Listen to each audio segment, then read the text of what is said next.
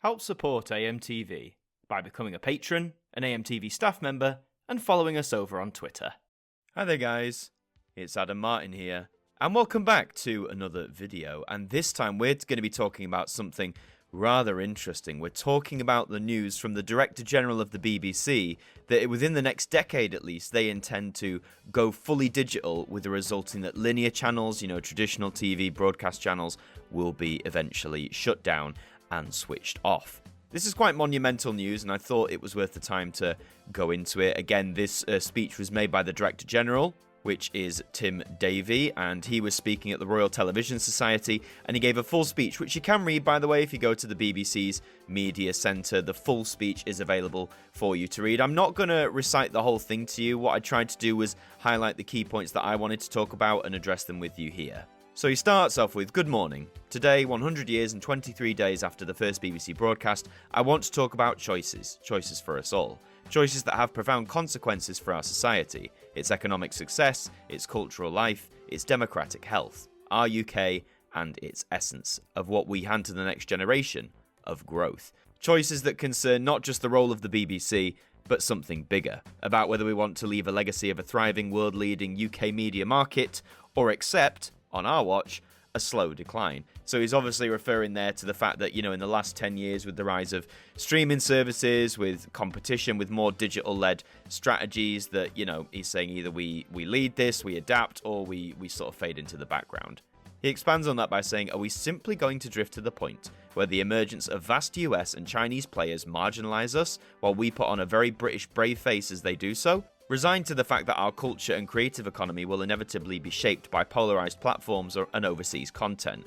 Or are we proactively going to take the steps to ensure that we tell our own stories and remain the envy of the world?" I don't like that sort of phrasing, the envy of the world. I get what he means, but I don't know, it just comes across as a very, sort of, well, I'm not on top anymore, so I want to get back on there, but that's just my take from it. I mean, he mentions US and Chinese players. The US, obviously, that's things like Netflix, Disney Plus, Amazon. Chinese players, the only thing I can think of in, the broadcast landscape he might be referring to is TikTok, which, of course, is owned and operated by a Chinese company, and let's face it, over the last few years especially, has dominated amongst younger people who consume content. So I'm guessing that's what he means there.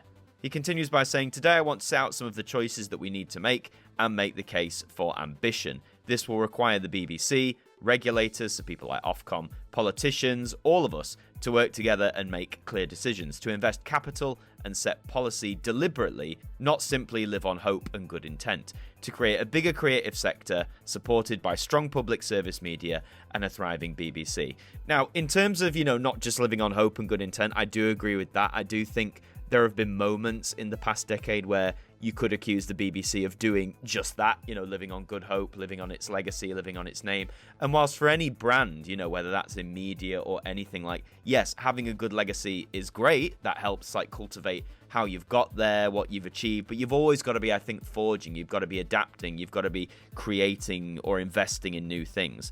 So, his call saying everyone's got to get behind us. Easier said than done, of course. It's well known that most sitting governments have a sort of hard relationship with the BBC.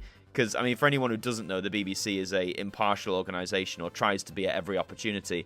So that means, they don't necessarily take sides with one thing or the other. They try and look at both aspects where they can. Naturally, if this means critique of a sitting government, this forages a bit of, bad vibes amongst them. But, hopefully they can come together on this. But, that remains to be seen.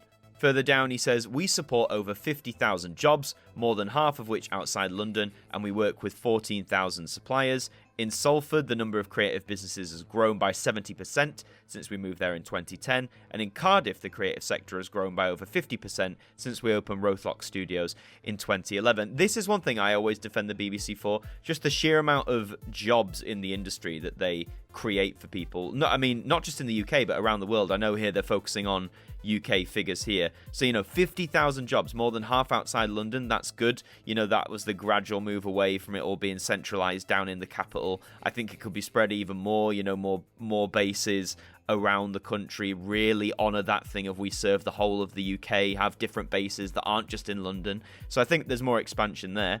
And again, like Salford, I don't know if anyone's been to Media City, where the BBC is based now, but that area of Salford, the creative industries thrive in there, not like homegrown companies and the work they do there. Like it's honestly fantastic. And I can only imagine in Cardiff it's the same thing as well. So he's made a good case there. I'll give him that.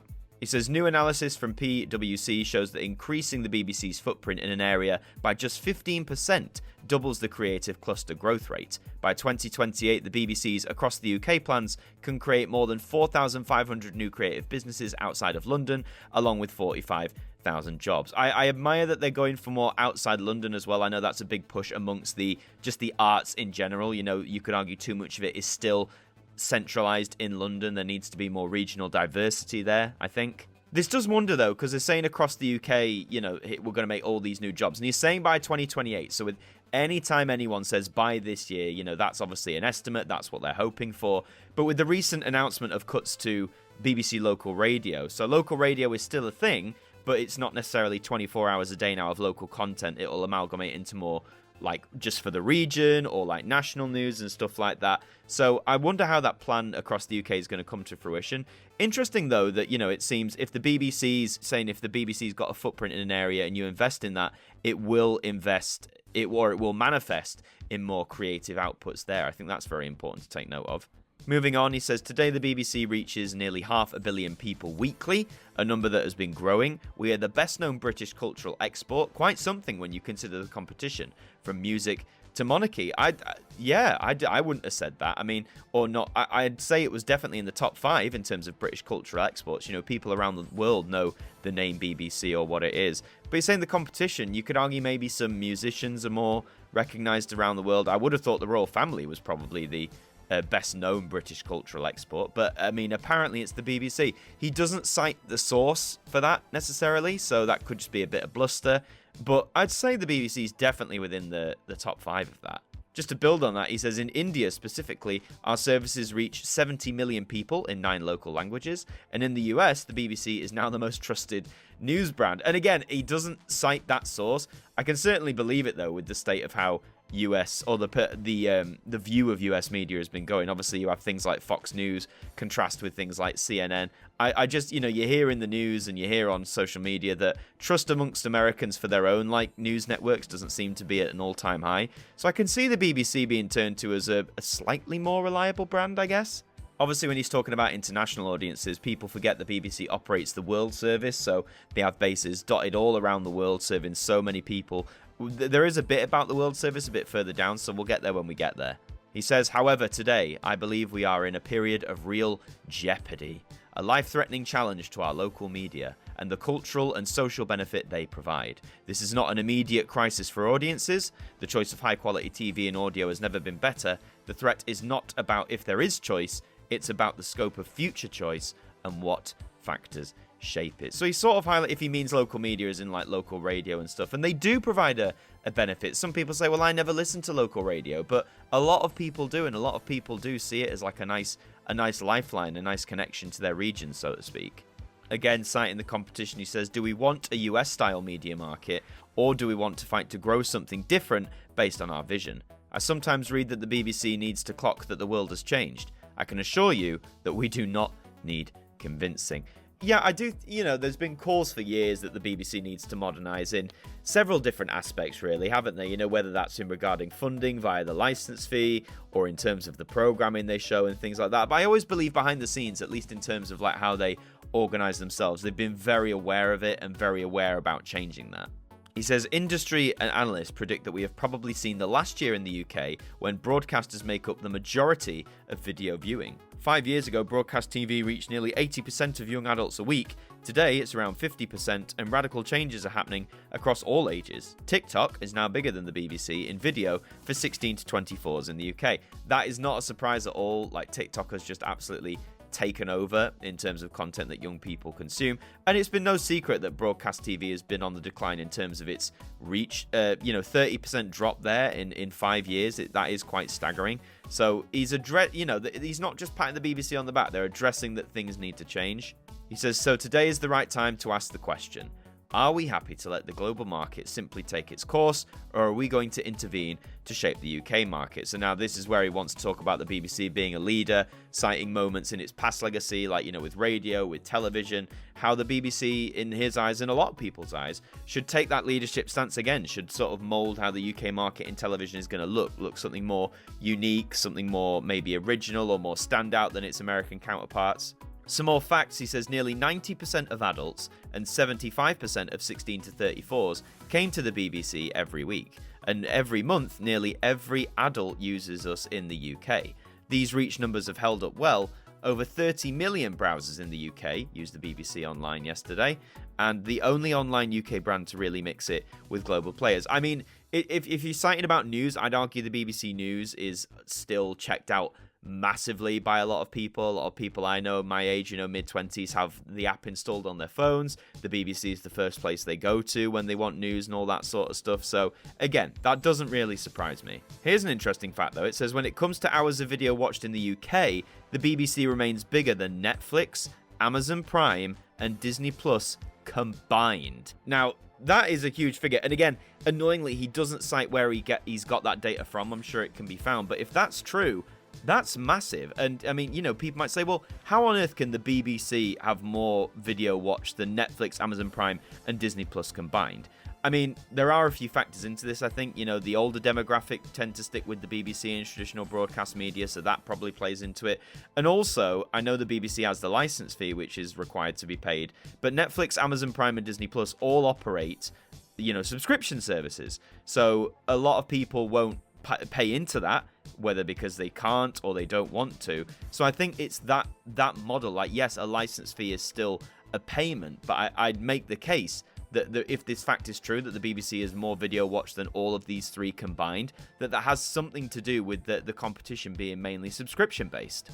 He goes on with some viewing figures now, love a bit of viewing figures, saying that they have the wind in their sails, citing award-winning shows such as Time or Motherland. He mentions that Frozen Planet 2 got 9 million viewers for its launch, 17 million watched the Women's Euros final, and Glastonbury apparently had 42 million streams, which is fab. And obviously the coverage of the Queen's funeral. A lot of people did commend the BBC for that, how professional it was, how prepared it was, how organised it was, which I can certainly agree with. And then it says, within its first 7 days since launch, episode 1 of SAS Rogue Heroes had an audience of 6.5 million, compared with 3 million for episode 1 of the latest season of The Crown. This is always going to be a tricky thing to compare, because Netflix have started to release their figures like within 7 days. It's different, I'd argue, for Netflix. Remember, The Crown dropped all at once, like that entire season was put there. Some people might binge it, some people might watch it over time. Yes, he does cite episode 1 of the latest season of The Crown, but with so much choice on Netflix, some people might not watch it right away, is what I'm saying. So I think comparing viewing figures for traditional TV channels and then streaming channels is vastly different and needs a lot of care and attention when doing so. BBC Sounds gets a little mention. Apparently that's grown to over 1.5 billion listens. I don't know if that's bigger or lesser than Spotify, but that's still an impressive total. He also claims in the midst of cultural war storms and Twitter rage, the numbers of people saying we offer impartial news has held firm. I mean, on the whole, yes, there obviously are some detractors, like the whole defund the BBC movement that pops up now and then.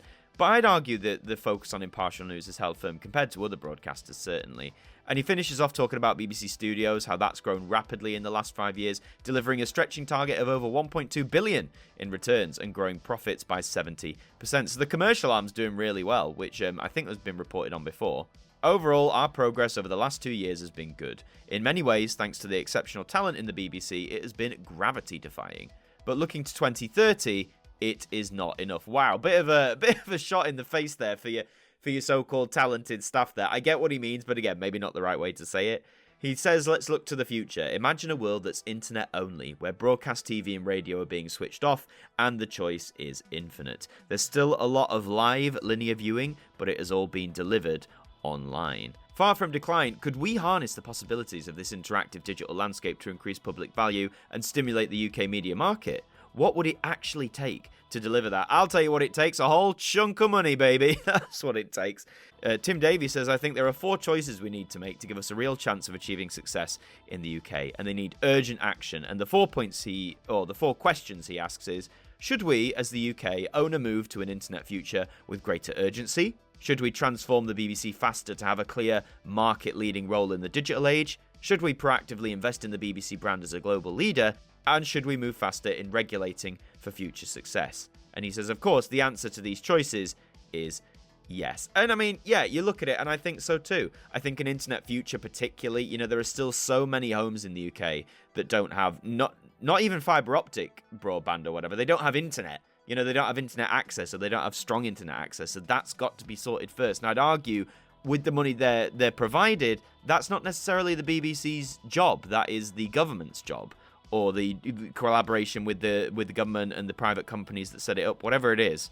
Addressing that first point, he says we must work together to ensure that everyone is connected and can get their TV and radio via the internet. This isn't something to resist. A fully connected UK has very significant benefits for society and our economy, and it would unleash huge opportunities for innovation.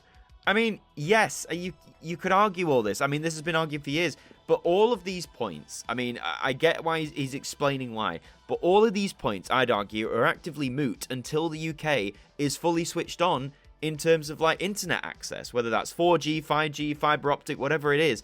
And until that happens, you can't move to a complete internet-based model. At least I don't think you can, especially for a broadcaster like the BBC that has, prided itself on being universal, prided itself on being accessible for everyone, or as accessible as it can be. But if you move the BBC to an internet-only future where not all of the UK who wants to access that content is on the internet or reliably on the internet, how is this possible? Following on, he says internet-only distribution for the BBC is an opportunity to connect more deeply with our audiences, provide them with better services and choice than broadcast allows. It provides editorial opportunities, apparently, and a switch off of broadcast will and should happen over time, and we should be active in planning for it. Now, this might mean the BBC is already doing that, so the Director General of the BBC is saying in this statement that a switch off of broadcast of traditional broadcast television will and should happen over time. And at this point in the speech, maybe it's further down, but at this point he doesn't give a time frame. It could be in the next 10 years, it could be longer than that, but I think this all hinges really on getting the UK switched on to the internet countrywide. Of course, there's a bad way it could happen, he says, where access to content is no longer universal or is unaffordable for too many, where the gateway to content is owned by well-capitalized overseas companies. So exactly what I just said. It's got to be universal still. It's got to be accessible, particularly for the BBC. You could argue the other broadcasters need to as well, ITV, Channel 4, whatever, but I'd argue the BBC, based on its foundations, based on what it's built, has to. Absolutely. He says we must close gaps and guarantee accessibility for all. Forecasts suggest that by 2030, about 2 million homes will still not be using fixed-line broadband, and even in a few years, 5% of the UK landmass may not be covered by 5G or 4G to provide content on the move. Now, I know that there's a renewed effort to drive this coverage by government and the DCMS, the Department of Culture, Media and Sport, but this is critical. Well, yeah, I mean, he's hit the nail on the head. If you're telling me that the forecast is saying by 2030, in 8 years' time from now, that there will still be 2 million households who won't have fixed-line broadband, who won't, or, and then there's 5% of UK landmass that will still not be covered by 5G, 4G, how on earth can any broadcaster, make a move to internet-only access if not universally, especially if you're a public service broadcaster? It's not doable. So I'd say this is more now onus on the government and these companies to get this going, to really get this going. Back to focusing on the BBC's effort in the digital world. So he says we're going to nurturing an informal society through impartial, trusted news and information, inspiring and supporting people of all ages with trusted knowledge and training, and engaging audiences with high quality, local British creativity from across the UK. Well, yeah, absolutely, all things the BBC should be doing. Over time, this will mean fewer linear broadcast services and a more tailored, joined-up online affair. As examples, we will double down on the latest working news on disinformation, or accelerate the drive to ensure that network drama is sourced from across the UK, which differentiates us from others. So in closing down linear broadcasts, we're already starting to see this. We know that BBC 4 will go this route, CBBC will go this route. Still unsure about BBC 3, which of course came back to linear TV. Everyone's a bit confused on that one. He says, we believe that if we drive this transition successfully, we can deliver despite a world of intense competition. We will achieve this not by creating derivative or niche content, but ensuring maximum relevance of our core output. To be clear, by universality, we mean three things which global players do not do. Namely, access, making sure all audiences in the UK can get to the BBC. Relevance, making content that aims to appeal to all UK audiences, not just monetizable groups. Engagement, reaching and being used by the vast majority of UK audiences.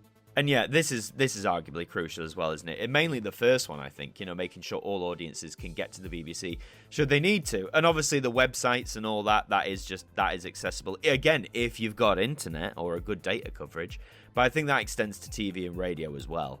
We will be world-leading pioneers in this. No one in the world has created a digitally led public service media company of scale, and the global opportunity for us is there for the taking. Well, I mean, you better act fast. I think Channel 4's trying to move to that model as a public service broadcaster, so if you want to take it, you better get your skates on. Within the BBC, this means significant change. We will have fewer brands overall and consolidate more activity behind a simple single brand in the UK, the BBC. That's very much like what Channel 4 is doing at the minute as well. You'll see this globally too. We will also simplify sub-brands such as BBC News. You can see a first step in our bringing together of the BBC News channel and BBC World News as one brand, just BBC News. I made a video on that when it was announced some time ago, so you can check that out if you like. And we will share more plans in this area in the coming months. He says, inevitably, all of this requires another choice, and that is to actively, dare I say happily, invest in the BBC. So now we're going to get into some license fee talk. So buckle up, everyone. In the BBC, we are privileged to have the license fee until 27-28. But if you take the period 2010 to 2028, we forecast that core funding for the BBC has been cut by a whopping 30%. Now, my key metric is providing great audience value for that fee, but others have been driving up pricing and driving up media costs, reducing the BBC's ability to deliver great value. As we look to the 2030s, we are open-minded about future funding mechanics, but we are clear that it is critical that we need a universal solution that fuels UK public service growth, not stifles it, whilst offering audiences outstanding value for money. Investment in the BBC is an interesting one. I'm sure there are some parties who'd be willing to do it, but they have to be careful that no party will get sort of an investment stake, which I'd argue affects the BBC's access or impartiality. I really think that needs to be top of the table there. Mentioning the World Service, he says, in the short term, we will need more money to support it to avoid further cuts, and we will be discussing this with the FCDO. The Russians and the Chinese are investing hundreds of millions in state-backed services. We have a choice to make. Oh, that's very ominous, isn't it? So yeah, the World Service, which again operates around the world, as you'd expect, has been facing cuts, and referencing Russia and China there, their state-backed services are getting a lot of money. They're trying to grab a lot of the audience. I guess the choice he means is, do we provide those people, like Russian people, Chinese people, with a reliable, impartial alternative to what's going on that's relatively trusted? Or, in the face of these state-backed services, do we abandon ship? Do we get out of there? I'd make the case of the BBC staying in markets like that, particularly Russia and China, obviously so long as it's safe for its journalists, for its broadcasters. I think that's top of the list, because I think it is a crucial service. I mean, take, for example, in Russia, Steve Rosenberg, who is based there at the minute, he's doing a phenomenal job reporting, obviously, what's going on in Russia regarding the events in Ukraine and all that sort of stuff. And he's providing Russian people there, and I think Tim Davie actually mentions it in this speech, again, which you can check out in full on the BBC Media Centre. He mentions Steve's work and how crucial it is. So I'd make the case for them staying. He says, we will, of course, complement this World Service growth with ambitious plans for BBC Studios, the commercial arm, and the BBC is one of the most powerful and well-recognised brands on the planet, and we should be backing it. It's as simple as that. I do think the BBC deserves more investment, as a brand, a world brand, if you like. But again, it's all who's going to invest in it, how's that going to affect the BBC's operations, that's all stuff to take into account. So in summary, he says the 4 choices for our future are as follows. Move to an internet future with greater urgency. Transform the BBC faster to have a clear market-leading role in the digital age. Proactively invest in the BBC brand as a global leader. And move faster in regulating for future success urgently. Shaping the online future of the UK to work for all of us. To lead, not to follow.